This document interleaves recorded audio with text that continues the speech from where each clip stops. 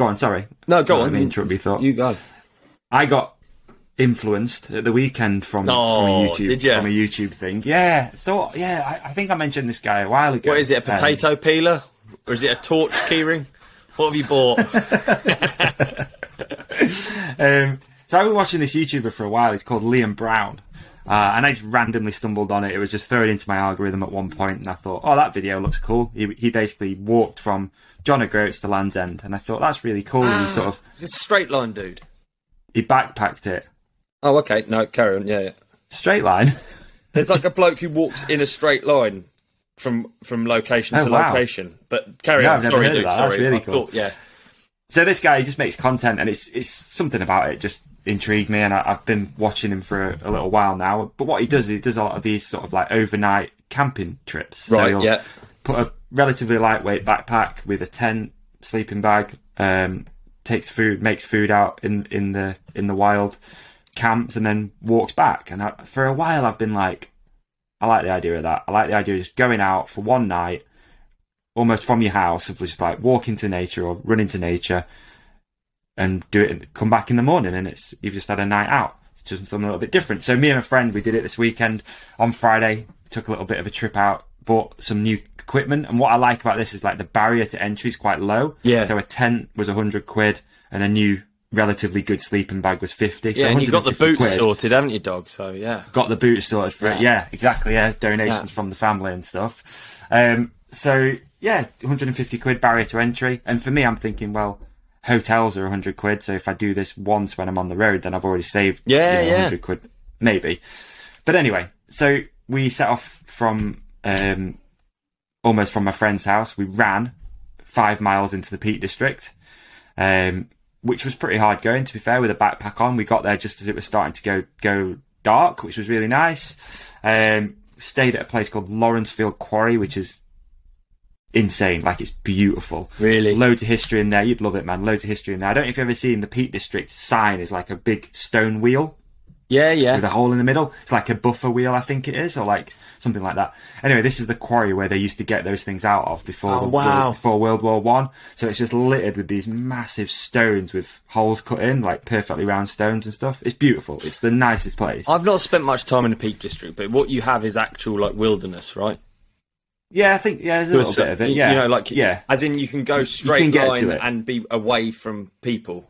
Is it? Yeah, totally. You can get away from people quite easily. Yeah, and where we stayed, there was nobody. Like, it was silent. It was so nice. Just in loads of birch trees, like in a quarry. Bit of a rock climbing area. I think I'm not into climbing, but a bit of a rock climbing area. But just a beautiful place to be. Amazing. So yeah, it was like 5 and a bit miles to get there. Relatively hard run, especially with a backpack on, with a little bit of food in there and stuff like that. And then in the morning, obviously you wake up because you're camping, so you wake up super early. So woke up at about 5:30.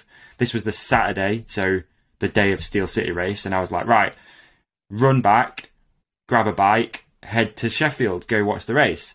Anyway, my amazing friend, who I've had a near-death experience with, Alex, was like, well, I've got an idea. We can make this run a loop, so it'll take us back where we started, but it's a little bit longer. So I was like, yeah, cool, mate, sounds great.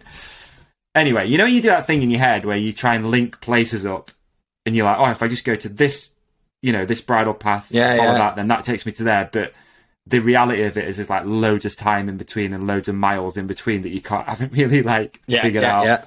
Yeah, so we did that basically. So the run ended up being about 12 miles back. So it's like a half marathon. A lot, yeah. A lot. Carrying a backpack as well. And it was warm. Even at that time in the morning, it was hot as hell.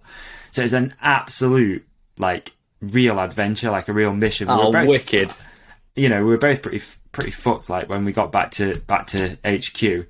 But yeah, super good adventure, dude. Like, really nice just to get out in nature for the night. I got fully influenced by this guy, Liam Brown, who does it, documents it.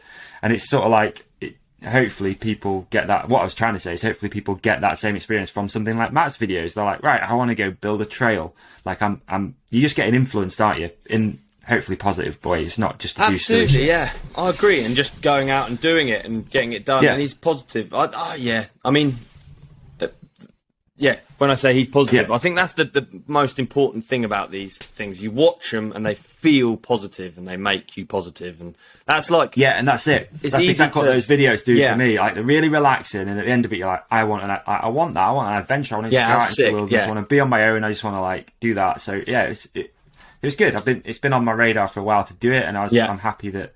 And now I'm going to try and do it maybe once or twice a week. Well, but probably once. What I meant was once a week or maybe once every 2 weeks. So just go out from here, camp out, come back in the morning. Yeah. Having had a night away from all of the bullshit, all the screens and all the stress and whatever else goes on. So yeah, it's good. Like super fun adventure, big run. But yeah. It is cool in that respect, isn't it, YouTube? You've just got the opportunity to like, I don't know, you've just got people, it's almost like a garage industry kind of vibe. Like people are putting stuff out that they're interested in, and if they're good, and if they, and hopefully we have that as well. You know, you want to support them. So you watch Matt's videos, you appreciate the content he puts out for free, and that he's trying and he's doing something fucking cool. And then you want to buy his clothing, and like, hopefully it's the same for, I like the fact that you can do that. You don't just, there's not like a block between it. You're not watching someone on ITV and then you're just thinking like, well, how can I help them, or how can I rep what they're doing? And then you go on there, maybe you go on an ITV merch store and it's just like, this doesn't feel like it's being packed in their warehouse.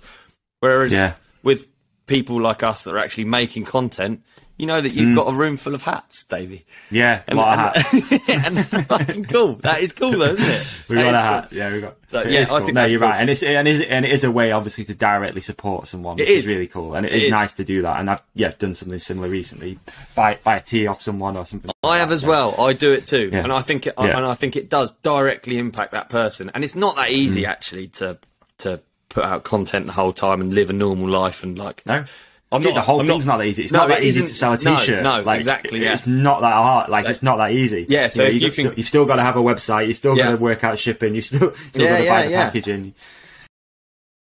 Did you enjoy this clip? If so, please like and subscribe. The full episode is available by hitting one of the links on the screen right now, or type The Ride Companion into your favourite podcast app. We've even put links in the show description for you.